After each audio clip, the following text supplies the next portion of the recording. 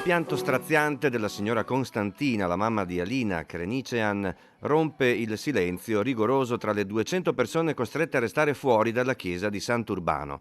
Dentro ce ne sono altre 500, una partecipazione di popolo che la dice lunga sul grande lutto vissuto dalla comunità. La gente continua senza sosta a versare offerte per sostenere il futuro dei figli di Alina e del marito Michelangelo. Nell'omelia il parroco di Sant'Urbano, don Nicola Andretta, accosta più volte la nuova vita di Alina con l'imminente festa della resurrezione di Cristo. Alina è esempio di amore, ribadisce il parroco, che lei ha riversato sui figli e il marito, senza mai risparmiarsi. L'amore totale per la sua famiglia, per il marito, per i figli.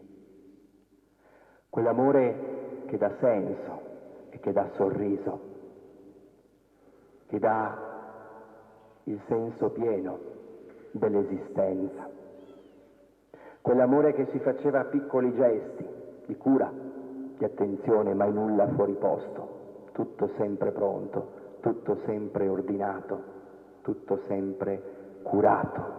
Vangelo in italiano e in romeno, grazie alla partecipazione al funerale di padre Alessandro della comunità ortodossa romena di Monselice.